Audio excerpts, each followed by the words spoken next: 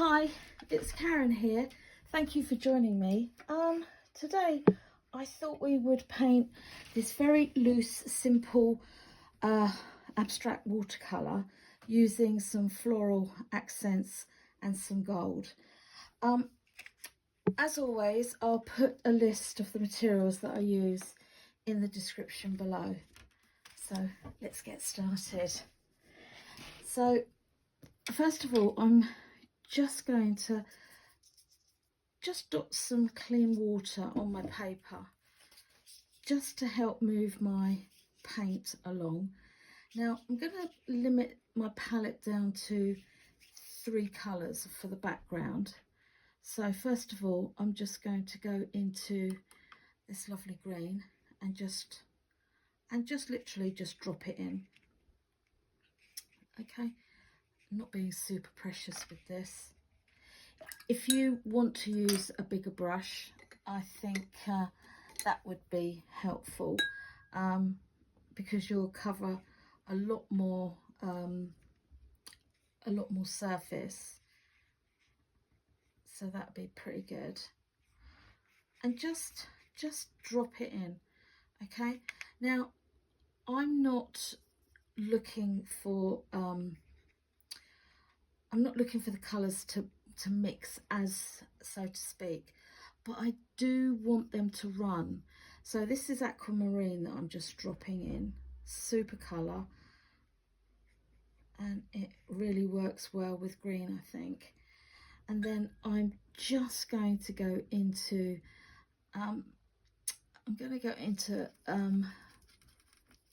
green gold, and I'm just going to pop this fantastic colour in. Go sparing with this because it can be a little bit greedy with the paper, and it can kind of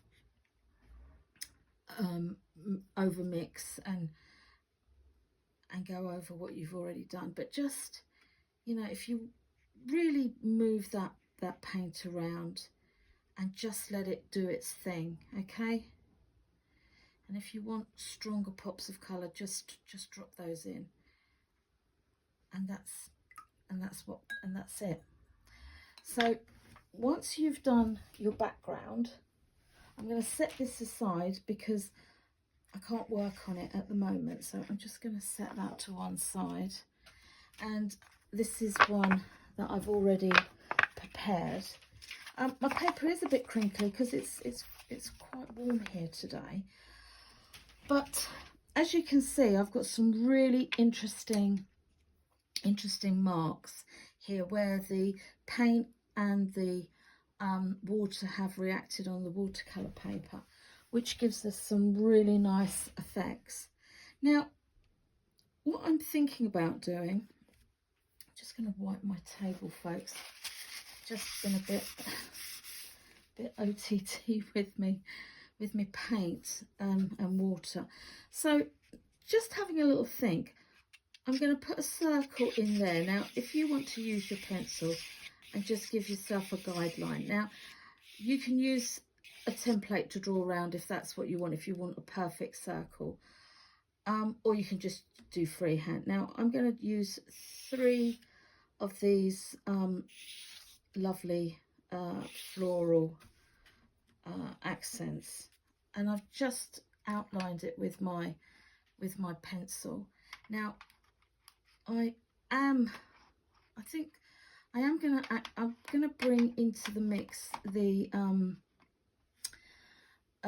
metallics, but for now, what I am going to do is I'm just going to go into indigo blue, and it's quite a loose consistency of paint, and I'm really giving, you know, really loading my brush up, just taking the excess off, and then with the side of my brush, I'm just making these lovely marks. Okay, don't get caught up because this is nice and free, and it's just, we're just putting in the heads of our florals, and we're just doing the smaller ones at the top, and then we go down to the bigger ones. Now, you don't have to be regimented, you know, just pop them in where you think, yep, I quite like that, I'm going to do that. Take them down as low as you would like, okay, and then just pop those in like that.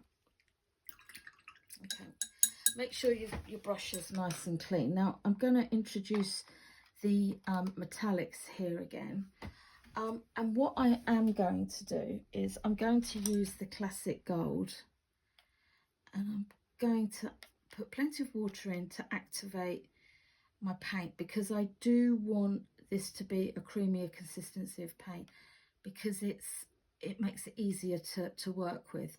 So really mix your paint up with your water, and then just take the excess off, so you've got a nice point to your brush. Now very carefully, I'm just going to just freehand my circle, not getting caught up. If it's a wibbly circle, okay, that's fine, that's absolutely fine. I'm not going to get worried about how perfect the circle is, but just drop that in, and if it's the size that you like, that's brilliant. Now if you prefer, you could use the indigo blue to put your stems in, and that's what I did with the one that I showed you first of all, but that's totally up to you, or you can use the gold. I quite like the gold, so I'm just going to go into my, just make sure that I've got it completely cleaned off, and just bring my brush down nice and lightly. We can always go back and just catch those lovely flower heads. Now mine's still wet, it's run into that one. I actually don't mind that, I really don't mind that at all. Now I'm just going to catch those ones here, just so we can see that it all belongs together, and to keep the stems nice and nice, so the flower heads or the floral heads are included in the stem. So I'm just going to take that down there like so. Okay, and just make sure you keep your brush nice and loaded, and just take the excess off, and again just catch those. Now if you like the gold running into your blue, yeah, that's fine, you know, you can do that. It's totally up to you. It does give a nice effect, and just catch those ones there. Okay, just gonna thicken that up a little bit. Make sure my brush is nice and clean.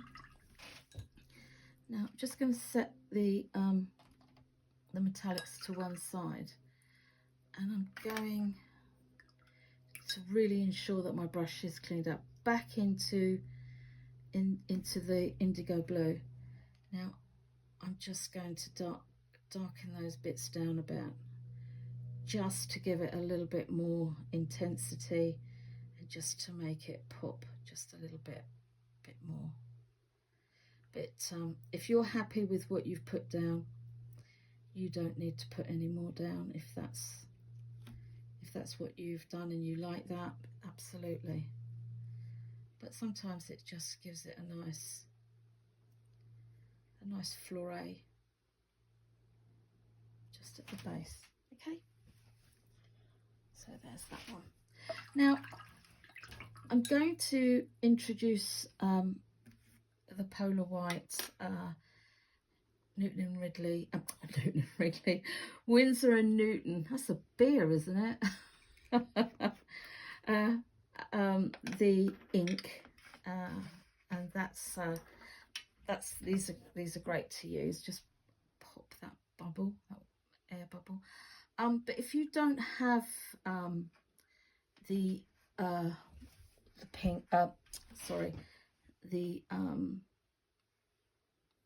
ink, you can just use a gel pen or your white gouache or your white watercolor, and I'm just going to just drop some nice little random dots. If you're feeling very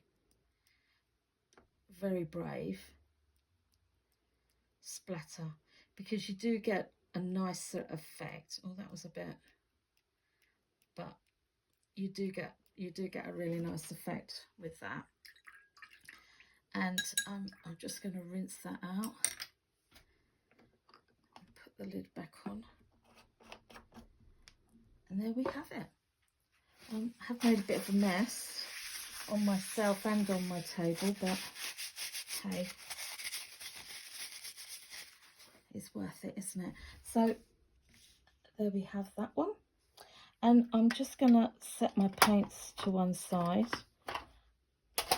and bring back the original one that I did, and you can see you can change up the stems and do the indigo blue if that's what you prefer. This one I didn't splatter, I just popped the dots in, but I really do quite like the splatter because you get that nice random look, and you get that really, the gold accents really, they just work lovely, don't they? They give it that sparkle. So there we have it, two very easy, free, loose, summery abstract watercolours for you to try. I do hope you give it a go. It's really good fun. So there we have it. But I'm not going to let you go totally yet. So if you're still here with me, that's brilliant. As you know, I've been in Spain and I've been on holiday. And I've just thought I'd share with you some of the paintings. Very loose. I was out and about, and I was just being very spontaneous. And these are the mountains in Alcalali, which is up in the on the Costa Blanca. It's a beautiful area. So this is just a really quick watercolor. So there was that one. This is Halon. This is a little street scene that I painted whilst I was having my coffee, which was wonderful. Nice and loose, nice and quick. Hopefully I'll maybe do some paintings. This was getting towards no, I think this was the early morning when the sun was coming up, and it was just beautiful on the mountains. So that was a little abstract mountain range scene that I did. This is the street, one of the streets in Alcalali. I love the Spanish streets. They're just brilliant. So there's that one, and that's the Solana Mountains, and it's just exquisite. And that's one that I didn't finish, but yeah, these are the ones that I did whilst I was on holiday, and we had a fantastic time, and yeah, it was brilliant. But it's great to be back and great to be with you guys. So anyway, I'll let you go now, and see you again soon. Take care. Bye.